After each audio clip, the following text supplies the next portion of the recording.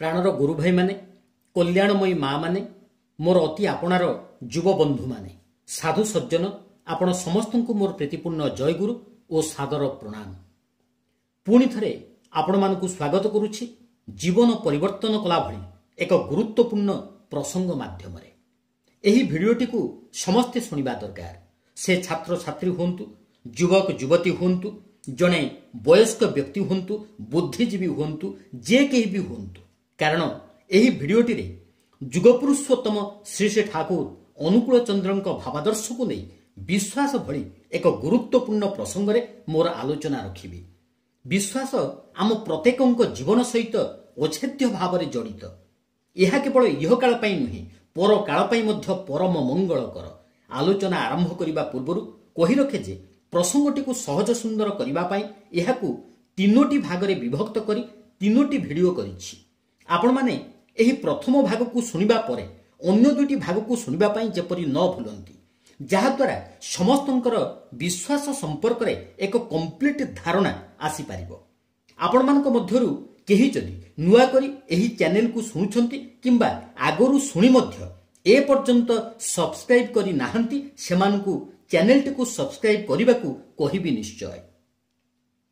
आमे देखु विश्वास रे एही सचराचर विश्व तिष्ठि रहिछि।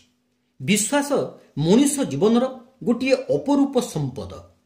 जने वैज्ञानिक उद्भावनर रूपरेख न देखि विश्वास रखी तांकर गवेषणा चलाई रखंती। जने छात्र परीक्षार फल कौन हेबो से संपर्क रे न जानी मध्य विश्वास रखी निजर अध्ययन चालू रखंती। जने कृषक फसल अमल उपरे तार विश्वास रखी कृषि कार्य करंती। संसार प्रत्येकटी क्षेत्र रे जने कर्मी तार सफलता उपरे विश्वास रखी कार्य करी चालंती।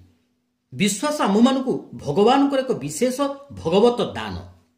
एही विश्वास रु आसे आशा भरोसा एवं भल पाइबा। प्रतिटी परिवार मधुरतार बा स्नेहमय संपर्कर आधार मध्य विश्वास। भाई भाई हुंतु अथवा पति पत्नी हुंतु किंबा दुई बंधु हुंतु, विश्वास उणा हेले संबंध रे तिक्तता सृष्टि होई परिवारटी भांगी जाए। मधुमय दाम्पत्य जीवन रे अशांति प्रवेश करे अथवा बंधुता शत्रुतारे परिणत हुए। विश्वास शब्द बी उपसर्ग युक्त और सोस धातुरु निष्पन्न। बी उपसर्ग माने विशेष भावे आउ सोस धातु माने श्वास नेबा बा प्राणन क्रिया, अर्थात मनुष्यर श्वास प्रश्वास परि तार विश्वास मध्य सहज सरल एवं स्वाभाविक हेबा आवश्यक। पुणी विश्वास अत्यंत दृढ़ अविचल एवं अटल होइथाए। प्रकृत विश्वास कदापि टळे नाही। जे कोनोसी परिस्थिति रे, जे कोनोसी अवस्था रे और जे कोनोसी आह्वान रे विचलित हुए नाही। प्रकृत विश्वास विपद संकुल पथ को मध्य सहज सुंदर करि दिए। एहा कोनोसी परिस्थिति उपरे निर्भर करे नाही। एभली विश्वास परम पितांक चरण रे समर्पित हेले अभावनीय घटना भी घटे। परम दयाल श्री श्री ठाकुर सत्यानुसरण रे विश्वास संपर्क रे परिष्कार भावे कहिचंती, गभीर विश्वास रे सबु किछि होई पारे। विश्वास कर, सावधान, अहंकार अधैर्य और विरक्ति न आसे। जहा चाहो ताहा ही हेबो। विश्वासर क्षमता अभूत। खांटी विश्वास संगे संगे हृदय रे अफुरंत शक्तिर संचार हुए। इंग्राजी रे कहती फेथ इज स्ट्रेंथ, अर्थात विश्वास ही शक्ति। सुदृढ़ विश्वास द्वारा असंभव मध्य संभव होइथाए। भक्त हनुमान राम नाम रे अखंड विश्वास रखी समुद्र पार होइथिले। एही प्रसंग रे परम प्रेममय श्री श्री ठाकुरଙ୍କ महाजीवनरु एक हृदयस्पर्शी घटना मोर मने पड़े। यह श्रीजुक्त लालमोहन पालଙ୍କ द्वारा रचित बंगुला पुस्तक तुमारोई ध्यान आमी होएछि हारा प्रथम खंडरे अछि। आपण समस्तंकु मु अनुरोध करिबी भिडियोटी को शेष पर्यंत सुनिबाकू। श्री श्री ठाकुरଙ୍କର एही अम्य लीलार कथा सुनिबा परे आमे प्रत्येक जानि परिबा जे गभीर विश्वास किपरि जे कोनोसी आह्वानर सम्मुखीन हुए एवं सेथिरु पारी होई आगकू अग्रसर हुए। प्रिय परम श्री श्री ठाकुरଙ୍କର आशु जोरदार नाम रे जने भक्त थिले। से प्राही श्री श्री ठाकुरଙ୍କ सानिध्य रहुथिले। से दिन सत्यानुसरण पाठ हेउथिला। गभीर विश्वास रे सबु किछि होई पारे। श्री श्री ठाकुर कहिले, आसुदा यह मु लेखिछि, ठीक लेखिछि तो? आसुदा कहिले, ठीक लेखिचंती। श्री श्री ठाकुर कहले यह प्रकृत में ठीक होइछि तो ठीक करी कहंतु। आसुदा कहले कौनसी भूल नहीं, आपण एकदम ठीक कहिचंती। श्री श्री ठाकुर पुणी थरे कहले मोर कहिबाटा मिथ्या होई जीवनी तो। आसुदा कहले केबे मध्य नुहे, ए विषय रे कौनसी संदेहर प्रश्न ही उठुनी। सेतेबेले श्री श्री ठाकुर कहले तुमे यह प्रमाण करि देई परिबो? आसुदा कहले निश्चय पारिबी। तापरे श्री श्री ठाकुर कहले ताहले गोटे काम करंतु, एबे जो ट्रेन आसीबो सेई ट्रेन रे हावड़ा जांतु, पुनश्च सेई ट्रेन रे फेरी आसीबे, मोते 20,000 टंका आनी देबे। कहि रखे से समय रे 20,000 टंका किछि कम कथा नहीं। आसुदा कहले आज्ञा हाँ, तेबे बाहरी पड़ंतु। श्री श्री ठाकुर को प्रणाम करी आसुदा संगे संगे जोशीडी स्टेशन को चली गले। अनवरत नाम जप करुछंती। की नाम कहंतु तो? आपण माने भाबुथिबे बीज मंत्र। ना ना, बीज मंत्र नुहे। वर्तमान तांकर सबुठारु बड़ बीज मंत्र 20,000 टंका। मने मने केवल कहि चलीचंती 20,000 20,000 20,000।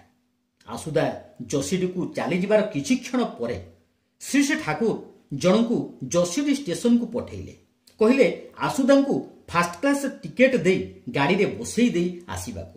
श्री श्री ठाकुरंकर आदेश रे सेई व्यक्ति जनक जोशीडी जाई अनुसंधान ऑफिस रु जानिबाकू पाइले दिल्ली हावड़ा एक्सप्रेस रो समय होई जाईछि। से प्रथम श्रेणी रो टिकेट काटी प्लाटफॉर्म रे देखिले आसुदा प्लाटफॉर्म रो एमुंडरू सेमुंड खाली पदचारण करूछंती आउ जपुछंती 20,000 20,000 20,000। से आसुदा को भेटी टिकेट दे कहले फास्ट क्लास रे जिबे ठाकुर कहिचंती। यथा समय रे ट्रेन आसिला। आसुदा को प्रथम श्रेणी रो बगी रे बसई देले। से भीतर को चली गले। देखिले पूरा कंपार्टमेंटा फांका, मात्र एक सुदर्शन दंपति बसिछंती। आसुदा टिके दूरे बसिले आउ सेई गोटिए जप मंत्र 20,000 बारंबार जपुछंती। अनेक समय चलीगला। ट्रेन चली हावड़ा अभिमुखे। पवन को काटिकी जेपरी पवन रे उड़ुछि। टिफिन करिबा पाई ट्रेन भितरे स्वामी स्त्री प्रस्तुत हेउचंती। किछि दूर रे बसिथिबा पागल भଳି जणा पडुथिबा भद्रलोकटी व्यतीतक बगीटी रे आउ केही नाहांती। तांकु छाड़ी निजे टिफिन करिबाकू से दोयंकर मानविकता बाधा देला। भद्र महिला जनक किछि टिफिन ने निवेदन करिबाकू गले। आसुदा सियाड़ू चाहिलेनी, ग्रहण मध्य करिलेनी।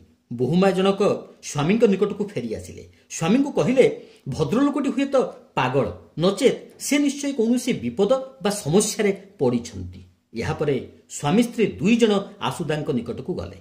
भाई जनक आसुदा देह को टिके ठेली देई कहले भाई कहंतु तो आपणकर कोन होईछि, कहंतु ना, मु जदि आपणकर कौनसी उपकार रे लागि पारे ओ किछि करि पारे। आसुदा कथाटी शुणी ही सहज होई बसिले ओ कहले आज सकाळे मते मोर गुरुदेव श्री श्री ठाकुर आशीर्वाद करी कहिचंती जेउ ट्रेन रे जिबे से ट्रेन रे फेरी आसीबे आउ 20,000 टंका मो पई आनिबे। मु जदि न नै जाए मो द्वारा ही श्री श्री ठाकुरंकर सत्यानुसरण बाणी मिथ्या प्रमाणित हेबो। उत्तर रे भाई जनक कहले शुणंतु, मोर गोटे अनुरोध रखंतु। आपण किछि खाई नाहंती, आपण किछि खांतु। आमे मध्य भोकिला अछु, किंतु आपण को अभुक्त रखी आमे खाद्य खाई परिबोनी। आपण को चिंता करिबा को हेबनी। मु आपण को चिंता मुक्त करिवि। आपण खांतु, मु कथा देउछि हावड़ा रे पहुंचिले मु आपण को 20,000 टंका देबी। आसुदा स्तंभित विस्मय रे हतभाग। ये स्वप्न ना सत्य ना मतिभ्रम? की शर्त रे देबे? आपण आगे खांतु, सब किछि कहूछि। भाई जनक कहले आसुदा वर्तमान श्री श्री ठाकुर प्रदत्त बीजमंत्र जप करी करी खाद्य को ललाटरे स्पर्श करी पाटी रे देले। बोध हुए आसुदांकर प्रतिश्रुति पूर्णता लाभ करने को जाउछि। से किछि खाद्य ग्रहण करिले। खाद्य ग्रहण करिबा परे ट्रेन कोठरी मध्यरे भाई जनक कहले मु जने क्रिमिनाल आसामी, किंतु प्रकृत रे मु आसामी नुहे। बंधु मानक संगरे थिबारु सेमाने निजे बंचिबा पाई मोते आसामी बनैछंती। केवल आसामी नुहे, एक नंबर आसामी हेबाकू मोते होईछि। ऊपर कोर्ट रे मोते फांसी रो हुकुम होइथिला। फांसी देबा पूर्वरु आसामी रो शेष इच्छा पूर्ण करा हुए। ମୁଁ ଗୋଟିଏ ଦିନ ପାଇଁ ନିଜ ଘରେ ରହିବାର ଅନୁମତି ପ୍ରାର୍ଥନା କରିଥିଲି। ସେ ଆବେଦନ ମଞ୍ଜୁର ହୋଇଥିଲା। ସେଥିଲାଗି ପୋଲିସ ପ୍ରୋଟେକ୍ସନରେ ଘରକୁ ଆସିଲି। ଜୀବନର ଶେଷ ଦିନ ଗୋଟିଏ ଶଯ୍ୟାରେ ସ୍ୱାମୀ ସ୍ତ୍ରୀ ଗଭୀର ବେଦନାରେ ଓ ଚିନ୍ତାରେ ଭୟଭୀତ। ବିଦାୟ ଲଗ୍ନ ପ୍ରାୟ ଆସନ୍ନ। ଚକ୍ଷୁରେ ଅଶ୍ରୁର ବନ୍ୟା। ବ୍ୟାକୁଳ ହୋଇ ଈଶ୍ୱରଙ୍କୁ ଡାକି ଚାଲିଥାଏ। ସ୍ତ୍ରୀ କାନ୍ଦି କାନ୍ଦି ଚେତନା ହରାଇ ବସିଛନ୍ତି। ମୁଁ ମଧ୍ୟ ଭୀଷଣ ଭାବେ ଚିନ୍ତା ଓ ଭୟରେ ଆତଙ୍କିତ। ଏପରି ଅବସ୍ଥାରେ ମୋତେ ସାମାନ୍ୟ ନିଦ ଆସିଛି। ହଠାତ୍ ଦେଖିଲି ଏକ ଅପୂର୍ବ ଦୃଶ୍ୟ। ଆମର ଘର ଆଲୋକମୟ ହୋଇଗଲା। ସମସ୍ତ ଘର ଏକ ଅଦ୍ଭୁତ ସୁରଭିରେ ପରିପୂର୍ଣ୍ଣ। ଜଣେ ଅପୂର୍ବ ବିରାଟ ପୁରୁଷ ଶ୍ଵେତ ବସ୍ତ୍ର ଶ୍ଵେତ ଉତ୍ତରୀୟ ପରିଧାନ କରି ମୋର ଶଯ୍ୟାରେ ବସି ମୋ ଦେହରେ ହାତ ଦେଇ କହିଲେ, କାନ୍ଦୁଛୁ କାହିଁକି? ତୋର ଭୟ କ'ଣ? ତୁ ତ ମର୍ଡର କରିନୁ। ମୁଁ ଅଛି, ତୁ ରକ୍ଷା ପାଇଯିବୁ। କିନ୍ତୁ ଶୁଣ, କୌଣସି ସମୟରେ ମୋର କୌଣସି ଭକ୍ତ ଯଦି ତୋ ନିକଟକୁ ଆସେ, ତାକୁ ତୁ 20,000 ଟଙ୍କା ଦେବୁ। ଏଇ ପର୍ଯ୍ୟନ୍ତ। ତାପରେ ମୁଁ ଆଉ କାହାକୁ ଦେଖିବାକୁ ପାଇଲିନି। ଏହାପରେ ମୁଁ 20,000 ଟଙ୍କା ରୁମାଲରେ ଗୁଡ଼ାଇ ମୋର ସ୍ତ୍ରୀର ଆଲମିରାରେ ରଖି ଆସିଛି। ଏବେ ସେଇ ଟଙ୍କା ଆପଣଙ୍କୁ ଦେବି। ଏସବୁ କଥା ମୋର ସ୍ତ୍ରୀ ମଧ୍ୟ ଜାଣେ ନା। ପୁଣି କହିଲେ, ସ୍ୱପ୍ନ ଦେଖିବାର ପରେ ରାତ୍ରି ପାହି ପ୍ରଭାତ ହେଲା। ପୋଲିସ ପ୍ରୋଟେକ୍ସନରେ ଦିଲ୍ଲୀକୁ ଯିବାକୁ ହେଲା। ସେଠାରେ ମୋତେ ବନ୍ଦ କୋଠରରେ ରଖାଗଲା। ମୋର ସ୍ତ୍ରୀ ଶେଷ ମୁହୂର୍ତ୍ତ ପର୍ଯ୍ୟନ୍ତ ସଙ୍ଗ ଛାଡ଼ିଲାନି। ସେଦିନ ଫାଶୀ ହେବା କଥା, କିନ୍ତୁ ଫାଶୀର ସମୟ ଉତ୍ତୀର୍ଣ୍ଣ ହୋଇ କେତେ ଘଣ୍ଟା ବିଳମ୍ବ ହେଲାଣି। ଶେଷରେ ଶୁଣିବାକୁ ମିଳିଲା, ଜର୍ଜଙ୍କର ଆଦେଶ ଭୁଲ ବୋଲି ପରେ ପ୍ରମାଣିତ ହୋଇଛି। ମୁଁ ସେ ବ୍ୟକ୍ତି ନୁହେଁ। ମୋତେ ଭୁଲରେ ଆସାମୀ ସାବ୍ୟସ୍ତ କରାହୋଇଛି। ମୁଁ ମୁକ୍ତ। ମୋ ଓକିଲ ଶୁଣି ସ୍ତମ୍ଭିତ। ମୋତେ ବଞ୍ଚେଇ ପାରିଲେନି ବୋଲି ଗୋଟିଏ ପଇସା ମଧ୍ୟ ସେ ଗ୍ରହଣ କରିନଥିଲେ। ସେହି କରୁଣାମୟଙ୍କର ଅଦୃଶ୍ୟ ହାତର କରାମତି କଥା ବୁଝିବାକୁ ଚେଷ୍ଟା କରି ମଧ୍ୟ ମୁଁ ବୁଝିବା ସମ୍ଭବ ହେଉନାହିଁ। କେବଳ ତାଙ୍କର କଥା ଭାବି ଭାବି ଆମେ ଦୁହେଁ ଫେରି ଯାଉଛୁ ମୃତ୍ୟୁରୁ ଜୀବନକୁ, ଫାଶୀର ମଞ୍ଚରୁ ଜୀବନର ରଙ୍ଗମଞ୍ଚକୁ, ଭୟରୁ ନିର୍ଭୟ ଦୁର୍ଗକୁ, ସଦ୍ୟ ମୃତ୍ୟୁର ହାତରୁ ଅମୃତ ଲୋକର ସପ୍ତ ସ୍ୱର୍ଗ ସୁଖକୁ। ଯଥା ସମୟରେ ଟ୍ରେନ୍ ହାଓଡ଼ାରେ ପହଞ୍ଚିଲା। ସେଠାରୁ ଆସୁଦାଙ୍କୁ ଟ୍ୟାକ୍ସିରେ ନେଇ ସେହି ଦମ୍ପତି ଘରକୁ ଗଲେ। ଅପରିସୀମ ଆଦର ଯତ୍ନ କଲେ। 20,000 ଟଙ୍କା ଦେଲେ। ତା ସହିତ ଆଉ 5,000 ଟଙ୍କା ପ୍ରଣାମୀ ହିସାବରେ ଦେଲେ। ତାପରେ ହାଓଡ଼ା ଷ୍ଟେସନରେ ପହଞ୍ଚି ଟିକେଟ କାଟି ପ୍ରଥମ ଶ୍ରେଣୀ ବଗିରେ ଆସୁଦାଙ୍କୁ ବସେଇଲେ। ସକାଳୁ ସକାଳୁ ପ୍ରାର୍ଥନା ପୂର୍ବରୁ ଆସୁଦା ଦେଓଘରରେ ପହଞ୍ଚିଗଲେ। ତାଙ୍କର ଗାମୁଛା କାନିରେ 25,000 ଟଙ୍କା ବନ୍ଧା ହୋଇଛି। ଗାମୁଛାଟି ତାଙ୍କର ବାମ କାନ୍ଧରେ। ସେଥିଲାଗି କାନ୍ଧଟା ଟିକେ ଉଞ୍ଚା ଦେଖାଯାଉଛି। ସମସ୍ତେ ଆସୁଦାଙ୍କ ଆସିବାକୁ ଦେଖି ଆଶ୍ଚର୍ଯ୍ୟ ହୋଇଗଲେ। ଆସୁଦା ଶ୍ରୀ ଶ୍ରୀ ଠାକୁରଙ୍କୁ ଆଭୂମି ପ୍ରଣାମୀ ଜଣାଇଲେ। ଶ୍ରୀ ଶ୍ରୀ ଠାକୁର କହିଲେ, ଖବର କ'ଣ? ଆସୁଦା କହିଲେ, ଏଇ ନିଅନ୍ତୁ ଠାକୁର, ଏଥିରେ 25,000 ଟଙ୍କା ଅଛି। 20,000 ଆଉ ପ୍ରଣାମୀ ବାବଦରେ 5,000। ଏତକ କହିବା ପରେ ଆସୁଦାଙ୍କର କାନ୍ଦିବା ଆରମ୍ଭ ହୋଇଗଲା। ଏ ଅଶ୍ରୁ ଆନନ୍ଦର ନା ଅଭିଭୂତିର, ଭାବାବେଗର ନା ଜୟର, ଭକ୍ତିର ନା ଶରଣାଗତିର, ନା ଅଗାଧ ବିଶ୍ୱାସର? ତା ଶବ୍ଦ ଦେଇ ପ୍ରକାଶ କରିବାର ସାମର୍ଥ୍ୟ କୌଣସି କଥକଙ୍କର ବି ନାହିଁ। ମୁଁ ତ ସାମାନ୍ୟ। ଶ୍ରୀ ଶ୍ରୀ ଠାକୁର ସମ୍ପୂର୍ଣ୍ଣ ଘଟଣା ସମ୍ପର୍କରେ ଜାଣିବାକୁ ଚାହିଁବାରୁ ଆସୁଦା କହିଲେ, ଠାକୁର, ଆପଣ ତ ସବୁ ହିଁ କରି ରଖିଥିଲେ, ତେବେ ଆଉ କାହିଁକି ଜାଣିବାକୁ ଚାହୁଁଛନ୍ତି ଦୟାଲ? ଆଶୁ ଜୋୟାରଦାରଙ୍କର ଅନୁଭୂତିର କଥାକୁ ଓଡ଼ିଆ ଭକ୍ତକବି ଅତିବଡ଼ି ଜଗନ୍ନାଥ ଦାସଙ୍କ ଭାଷାରେ କହିବାକୁ ମୋର ଇଚ୍ଛା। କରି କରାଉ ଥାଏ ମୁହିଁ, ମୁଁ ବିନୁ ଅନ୍ୟ ଗତି ନାହିଁ। ଶେଷରେ ଏତିକି କହିବି, ଗୁରୁ ବା ଇଷ୍ଟଙ୍କ ପ୍ରତି ଗଭୀର ବିଶ୍ୱାସ, ନିଷ୍ଠା ଓ ନିର୍ଭରତା ପାଖରେ ଓଦେୟ କିଛି ନାହିଁ। ବିଶ୍ୱାସ ରଖି ମନୁଷ୍ୟ ଯାହା ଚାହେଁ ତାହା ନିଶ୍ଚିତ ଭାବରେ ପାଏ। କୁହାଯାଏ, ବିଶ୍ୱାସଂ ଫଳଦାୟକଂ, ଅର୍ଥାତ୍ ବିଶ୍ୱାସ ଫଳଦାୟକ ହୋଇଥାଏ। ତେଣୁ ଈଶ୍ୱରଙ୍କ ଚଳନ୍ତି ବିଗ୍ରହ ଗୁରୁ ପୁରୁଷୋତ୍ତମଙ୍କଠାରେ ଗଭୀର ବିଶ୍ୱାସ ହିଁ ଜୀବନ ବିକାଶର ଆଧାର। ଆଶା କରୁଛି ଏହି ଭିଡ଼ିଓଟି ଆପଣମାନଙ୍କୁ ଭଲ ଲାଗିଥିବ। ଭଲ ଲାଗିଥିଲେ ଭିଡ଼ିଓଟିକୁ ଲାଇକ୍ କରନ୍ତୁ, ନିଜର କମେଣ୍ଟ ଦିଅନ୍ତୁ, ଚ୍ୟାନେଲଟିକୁ ସବସ୍କ୍ରାଇବ୍ କରିବା ସହିତ ଅନ୍ୟ ଗୁରୁ ଭାଇ ମାମାନଙ୍କ ନିକଟରେ, ନିଜର ଭାଇ ବନ୍ଧୁଙ୍କ ନିକଟରେ ପହଞ୍ଚାଇବା ପାଇଁ ଭିଡ଼ିଓଟିକୁ ବହୁ ଭାବରେ ସେୟାର କରନ୍ତୁ। ରହୁଛି, ପୁଣି ଦେଖା ହେବ ଏହି ଭିଡ଼ିଓଟିର ଦ୍ୱିତୀୟ ଭାଗରେ। ବନ୍ଦେ ପୁରୁଷୋତ୍ତମମ୍।